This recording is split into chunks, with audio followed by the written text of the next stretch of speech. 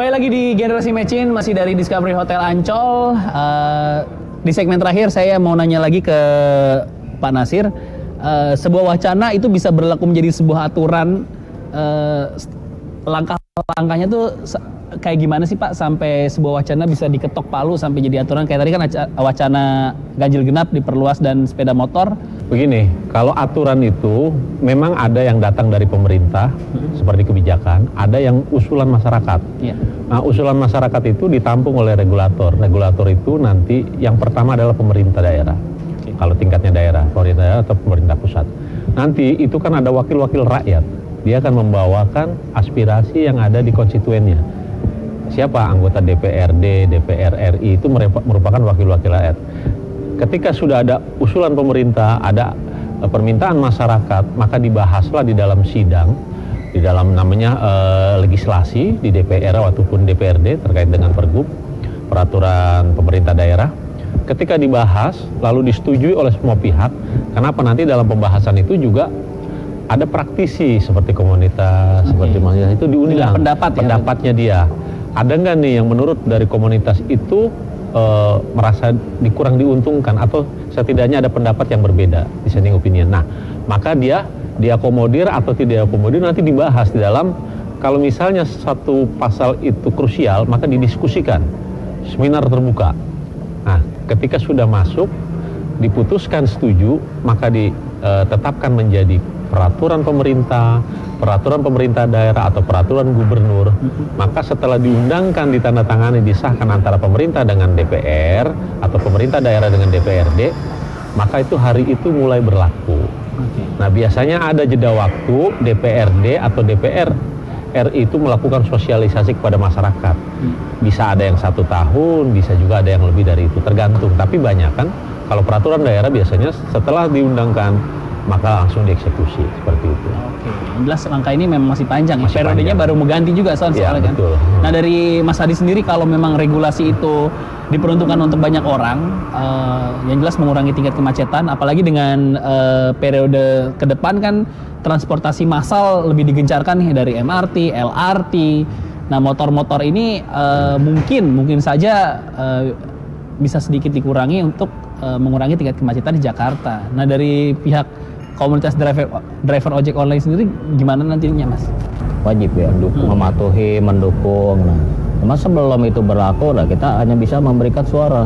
Ya, pertimbangan apa? Kalau itu pun nanti diperlakukan, mungkin ada pertimbangan lain nih untuk ojek online, misalnya seperti apa? Pajak 50% kah? Atau gimana gitu kan? Atau mungkin shelter diperbaiki, diperbanyak dan segala macam. Itu mesti seimbang, Pak. Oke, seimbang karena kita tahu itu mengurangi kemacetan lebih dari angka 30%, 40% ya Pak ya. Nah, tapi di sisi itu kan pasti ada sisi negatif. Nah, sisi negatif ini coba bagaimana pemerintah bisa menyesuaikan, mengimbangi.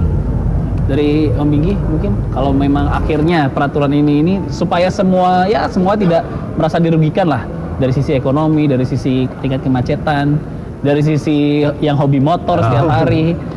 Yang hobi motor terus terang ya agak sedikit kan ya perbandingannya dengan yang memang wajib atau yang memang berkendara motor. Hobi motor kan dia memang suka bermain dengan motor dan mainnya juga belum tentu tiap hari. Jadi apapun peraturannya sih kita jalanin ya, karena nggak terlalu besar ininya durasinya dia kan motor hobi ya di rumah aja, hari-hariannya mungkin naik ojek juga. Iya benar. Saya nanya Mas Herod juga gitu. Saya mah keluar 1 minggu aja, hari-hari mah naik ojek. Jadi soal pemerintah atau kepolisian membuat aturan, oke, kita jalanin aja, kita ikutin. Karena memang kan nggak terlalu pengaruh untuk hobi ya.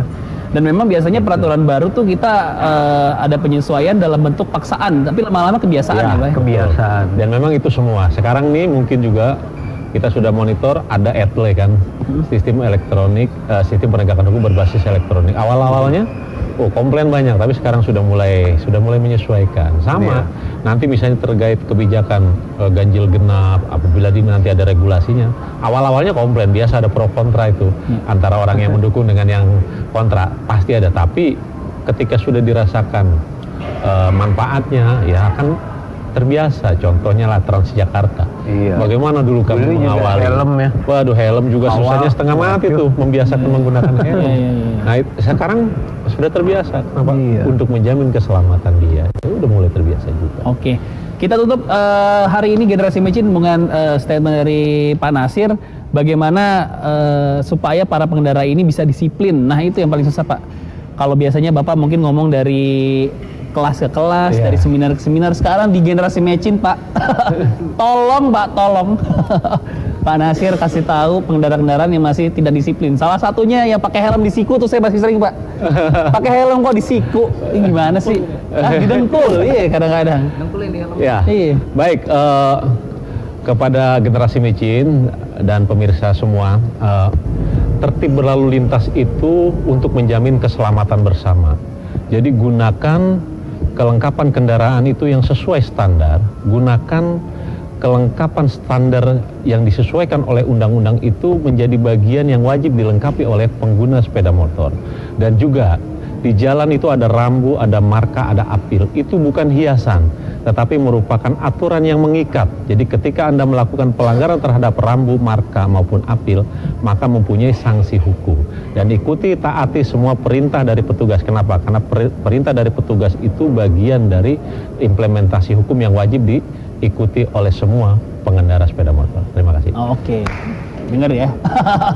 Oke, terima kasih hari ini untuk ngobrol-ngobrolnya. Terima kasih Om Bingki. Mudah-mudahan yang suka modif-modif motor juga banyak dengerin apa kata Om Bingki. Terima kasih Pak Nasir, terima kasih juga Pak Adi. Kita ketemu lagi di Generasi Mecin minggu depan.